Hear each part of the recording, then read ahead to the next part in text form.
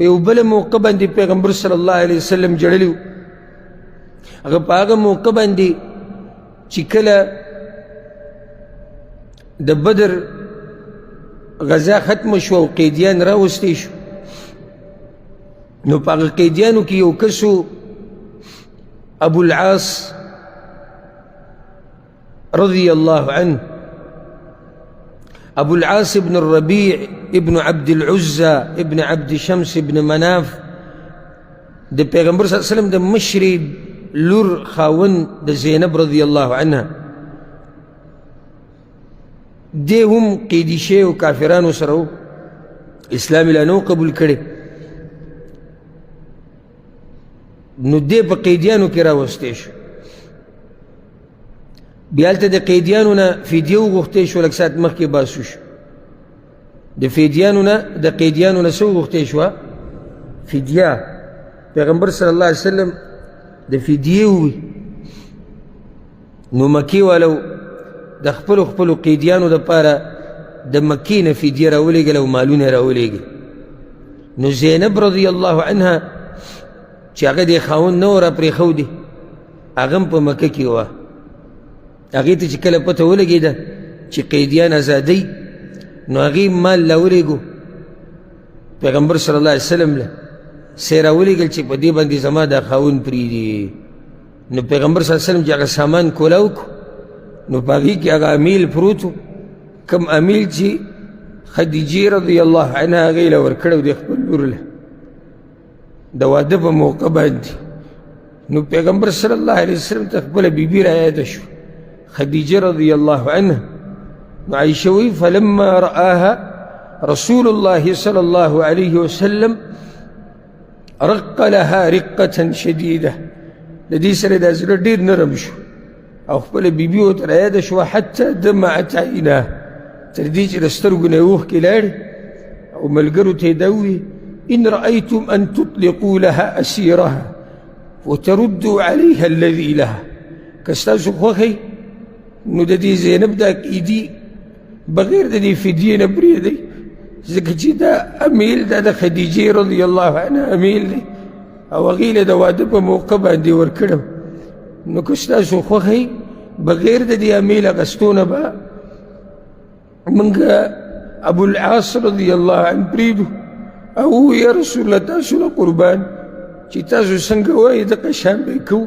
نو ابو العاص بن الربيع رضی الله عنه هغه ورته دغه شان پرېښودو، خو پیغمبر صلی الله علیه وسلم ورسره دا خبره وکړه چې ته به زینب را پرېږدې چې هغه دې خوا راشي موږ ته.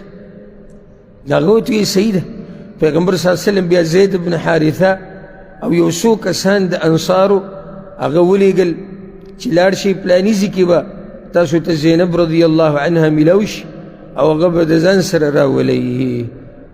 او ځکه بیا پیغمبر صلی الله علیه وسلم د ابو العاص رضی الله عنه وروسته صفت هم کړی دی، وی حدثني فصدقني ووعدني فوفى لي.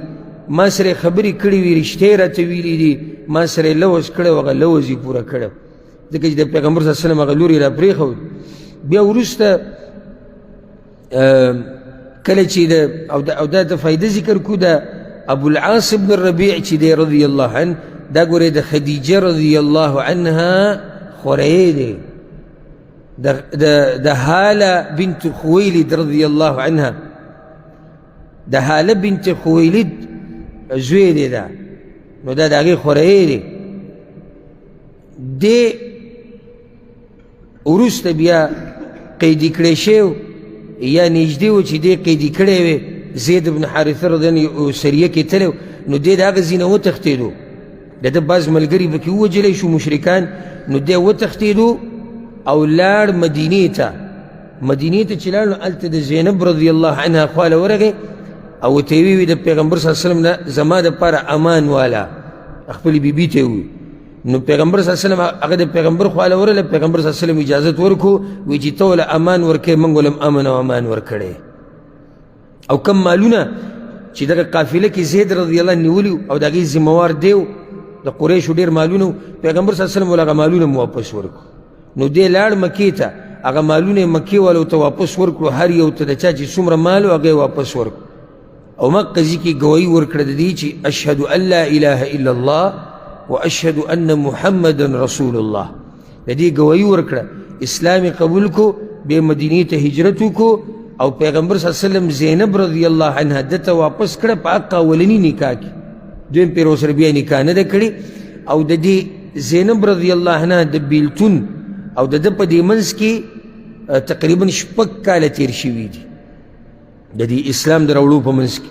او د دې د اسلام یعنی فتح مکې ته نږدې دی، د دغې نه یو څو ورځې مخکې د اسلام قبول کړی او پیغمبر صلی الله علیه وسلم ورته بیا واپس کړې وه خپله لور زینب رضی الله عنها. دا بعض هغه ځایونه وو چې موږ ذکر کړو چې د پیغمبر صلی الله علیه وسلم د سترګو نه په دې موقع باندې یا په دې موقعو کې اوښکې تللې وي او موږ حصر نه کوو، نه موږ د حصر دعوه کوو چې موږ کله ووایو پیغمبر صلی الله علیه وسلم خندا، یعنې موږ ټول هغه ځایونه ذکر کوو چې هغه پکې خندلي دي یا جړه، نه، بعض ځایونه چې کم مشهوري او کم مخې ته راشي هغه درته ذکر کوو، صرف دې دپاره چې د پیغمبر باره کې واورو او هغه وپېژنو او د هغه سره هم دا محبت ډېر شي.